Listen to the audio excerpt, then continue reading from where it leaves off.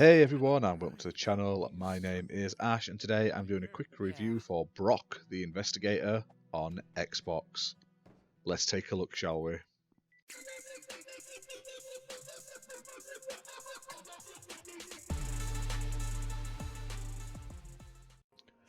BROK the InvestiGator is described as a narrative-driven point-and-click adventure game that blends action, puzzles, and investigation in never-before-seen ways. And basically, it's the first ever punch-and-click game. So imagine those classic point-and-click adventure games we all know and love, mixed with the sort of beat-em-up aspects you would get in sort of Streets of Rage. Then this is exactly what you're going to get yourself into with BROK. Now, the game is set in a futuristic, light cyberpunk world where animals have replaced humans and all the privileged citizens live under a protective dome which basically protects them from sort of like air pollution and stuff like that. And then everyone else who's not privileged is basically trying to survive on the outside of this dome, like the opposite of the Simpsons movie basically. There's a giant dome but you want to be in there.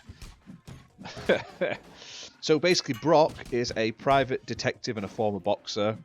He lives with his son Graff, and he basically has memories about obviously his son's mum, who's now deceased, and they're never really sure the nature behind what happened to her, how the accident happened, how she died and stuff like that.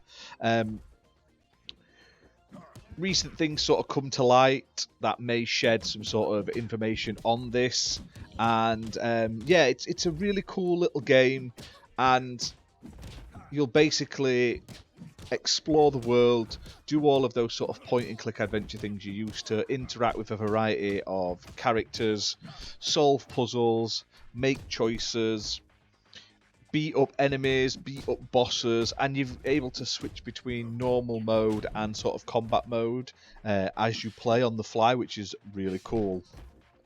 Now, the game itself has 2 playable characters that you're able to switch through at any time once you get to a certain point in the game. And it's also fully voice acted as well. So, what did I think of this game?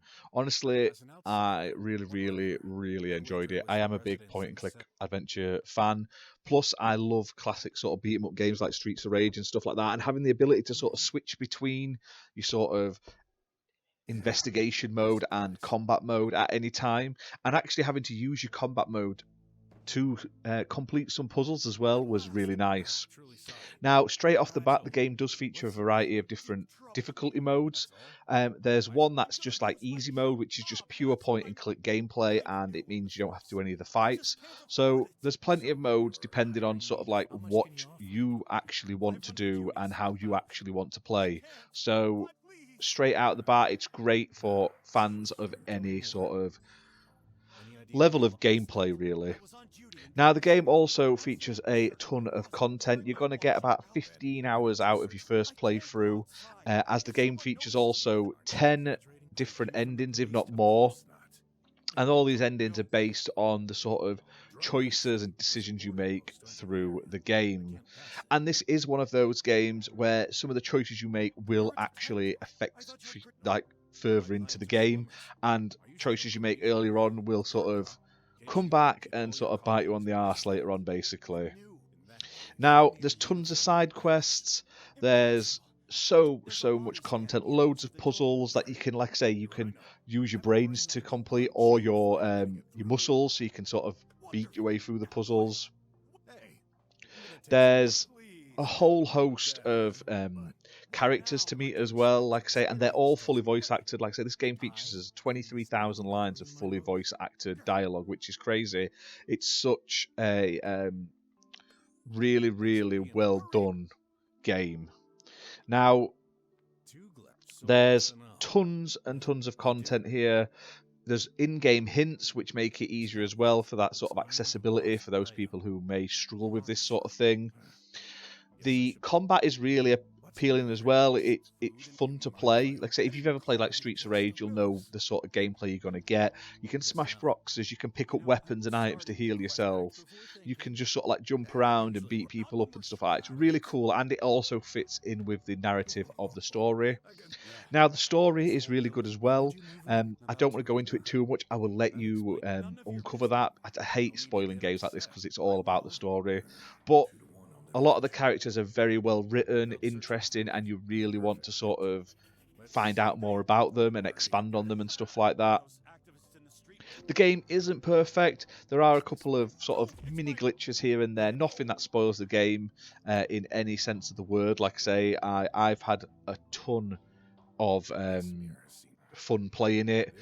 You're gonna spend forever getting achievements though, like I say, because of all of the multiple endings and stuff like that. So I would expect the 100% like 1000 gamer score completion to be much higher than obviously a 115 to 20 hour playthrough.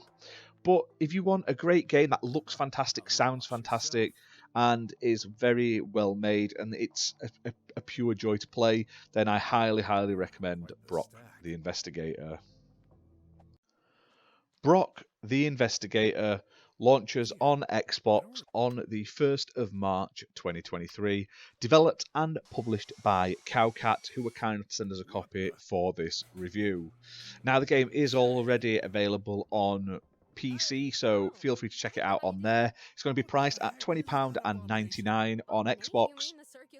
It's playable on Xbox One and Xbox Series X and S, and honestly, that is a fantastic price for the amount of content you get. Now, I've covered some of the Cowcat's previous games, and while they have been enjoyable games, they've been a little rough around the edges, fair to say.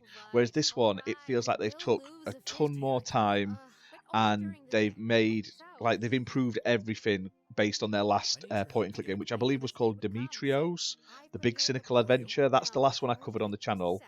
This one, like I say, feels like an absolute... like, they've improved it in every way. The art style has been improved, the systems, the combat, the whole game is 100% improvement, and they deserve all the praise they're going to get for this game. There's also a prequel demo available where you can sort of play the first section of the game for free as well, so check that out if you're still unsure about the game before purchasing. But that's it for this video, guys. Hope you've enjoyed it. If you have, hit that like button, hit subscribe, and we will see you very soon for more gaming content. Bye for now.